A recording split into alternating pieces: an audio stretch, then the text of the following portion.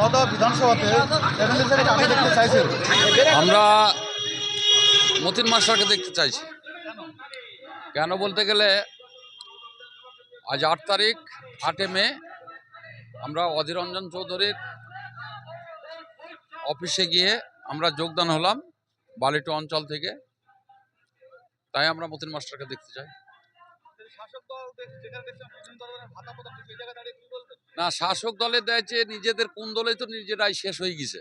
আমিও তো শাসক দলের একজন মেম্বার প্রতিনিধি, কিন্তু আজ শাসক দলটা ছাড়তে হচ্ছে কেন? তাদের মধ্যে তাদের যারা যে উদ্ধত নেতা আছে তাদের তো সেই জায়গাটাই নাই। মানে সাধারণ মানুষের যে একটা মানুষকে বলছে যে আপনাদের মিডিয়ার সামনে বলছে আমরা বিরাট পরিষেবা দিচ্ছি, বিরাট কিছু করছি, কিন্তু সাধারণ মানুষের কিচ্ছু করছে না। তাদের নিজের পকেট গরম করার জন্যে এই সবগুলা দেয়ছে করছে। তো সেই দিক থেকে দেয়ছে আজকে আমি নই, আমার সঙ্গে আরও গ্রাম পঞ্চায়েতের বালিটু গ্রাম পঞ্চায়েতের 3খানা মেম্বার শাসক দলের বেরিয়ে গেল এবং আগামীতে আরও আসবে, সব দেয়ছে। কিন্তু আপনারা নিজেও দেখছেন শাসক দলের প্রার্থী তারা দেয়ছে ভোট চাটি গিয়ে রিটার্ন আসছে। হ্যাঁ, না, শাসক দলের কাছে বাক স্বাধীনতাটা নাই। অ্যাকচুয়ালি দেয়ছে তারা শাসক দলের যারা উদ্ধত্ত নেতা, ব্লক চত্রের নেতা, হ্যাঁ, ব্লকের যুবরাজ যিনি দলটা চালাচ্ছে, এই বিগত দিনে দেয়ছে 29 তারিখে যিনাকে দিয়ে গেলেন দায়িত্ব, তিনি তো মানে ঘুমিয়ে আছে বাড়িতে।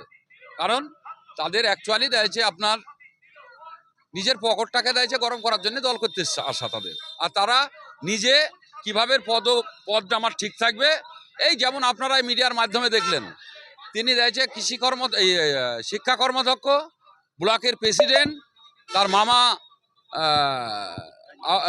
আপনার কি এমপি, তাও তাকে দেয়ছে ব্লক সভাপতি মানে দিতে হবে, এখানকার টিকিট দিতে হবে। টিকিট দেয়নি, সে দেয়ছে এই যে আমাদের মতো দেয়ছে মেম্বার যারা আছে তাদেরকে অ্যাকচুয়ালি ছুরি ফেলে দিয়ে এখন সে ঘুমাচ্ছে। তারা পদলোভী। আজ এইটা দেখে আমরা সিদ্ধান্ত নিলাম যে শাসক দলকে ছাড়ার দরকার। কারণ শাসক দলের আমি উদ্ধত্ত নেতাকেও জানিয়েছিলাম, আমার সঙ্গেও বেশ কিছু সময় ধাক্কাধাক্কি হয়েছিল, আমি এদেরকে জানিয়েছি, আপনার প্রশাসনকে জানিয়েছি, তারপরে আপনারা দেখেছেন দলের উদ্ধত্ত যারা হাইকমান্ড জেলার নেতা আছে তাদেরকে জানিয়েছি, কিন্তু তাতে কোনো কিছু দেয়ছে সলা পরামর্শ হয়নি।